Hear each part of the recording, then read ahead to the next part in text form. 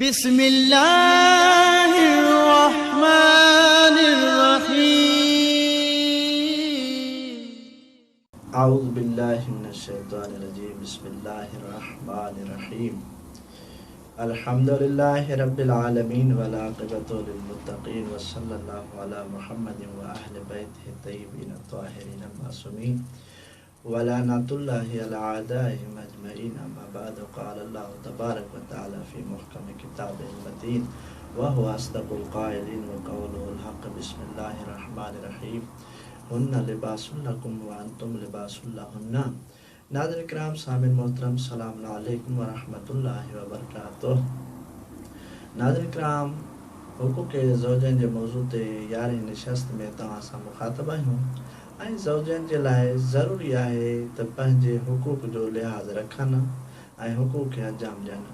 अगरि इहे ज़ौजैन यानी ज़ाल ऐं मुड़ुस पंहिंजे हुकूक़ खे अंजाम न ॾींदा त इन्हनि खे ॿ नुक़सान खणणा पवंदा। हिकु नुक़सान हिन दुनिया में जेका ज़िलत ऐं ख़ुआरी आहे उन्हनि खे खणी पवंदी ऐं ॿियो नुक़सान जेको उख़रवी नुक़सान आहे उहो वॾो नुक़सान आहे उहो बि उन्हनि खे खणणो पवंदो। आख़िरत जे अज़ाब जे बारे में इमाम अली अलैहिस्सलातु वस्सलाम खां रिवायत आहे। किताब बिहारुल अनवार जिल्द नंबर 100 सफ़ा नंबर 245 में قال أمير المؤمنين عليه الصلاة والسلام دخلت أنا وفاطمة على رسول الله صلى الله عليه وآله وسلم فوجدته يبكى بكاء شديدا। इमाम अली अलैहिस्सलाम फरमाइनि था त आऊं ऐं फातिमा ज़हरा सलामुल्लाह अलैहा रसूल ख़ुदा जी ख़िदमत में हाज़िर थियासीं।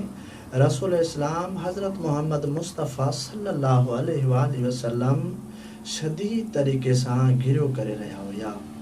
त इमाम अली अलैहिस्सलाम फरमाइनि था त असां सवाल कयो रसूल इस्लाम खां या रसूलल्लाह छा सबबु आहे तव्हांजे गिरीअ जो? त रसूल इस्लाम फरमाइनि था फ़क़ाल या अली लैलत असरा बी इला समाई रायतु निसाअन मिन निसाई उम्मती।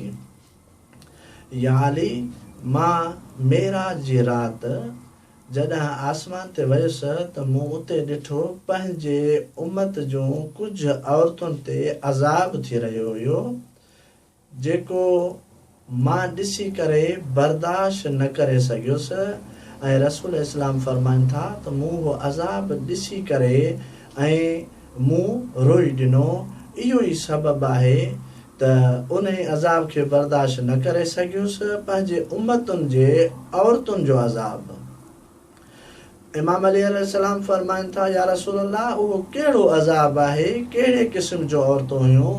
रसूल इस्लाम बयान था कनि त पहिरीं औरत उहा हुई जरायतो इमरातन मुअल्लक़तन बिशअरिहा।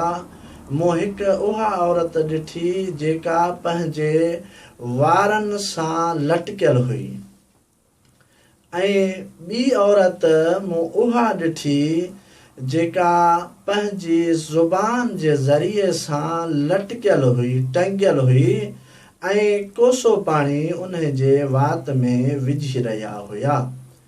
ऐं टी औरत उहा हुई जेका पंहिंजे पिस्तान जे बल लटकियल हुई। चौथी औरत रसूल इस्लाम फरमाइनि था रायतो इमरातन ताकुलु लहम जसदिहा। मूं उहा औरत ॾिठी जेका पंहिंजो गोश्त पंहिंजे जिस्म जो गोश्त खाई रही हुई। यानी अज़ाब जो क़िस्मूं आहिनि ही औरतुनि ते अज़ाब हुया ऐं अॼु असां बयानु था कयूं त फ़क़ति अज़ाब ऐं बाद वारी क़िस्त में बयानु कंदासीं त उन जा सबब छा आहिनि। ऐं पंजी औरत उहा आहे जेका रसूल इस्लाम फरमाए थो मूं ॾिठो त उहा औरत उन जा पेर हथनि जी तरफ़ ॿधल हुया। छहीं औरत उहा जेका गूंगी ॿोड़ी ऐं अंधी औरत बाह जे ताबूत में पयल हुई।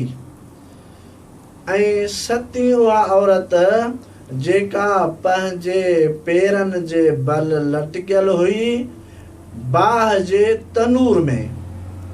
अठीं उहा औरत जंहिंजे जिस्म खे अॻियां ऐं पुठियां कटे रहिया हुया कैंचियुनि सां टुकड़ा टुकड़ा करे रहिया हुया। ना ई उहा औरत मूं ॾिठी, रसूल इस्लाम फरमाइनि था, जंहिंजो चेहरो सड़ी रहियो हुयो ऐं जंहिंजा हथ सड़ी रहिया हुया।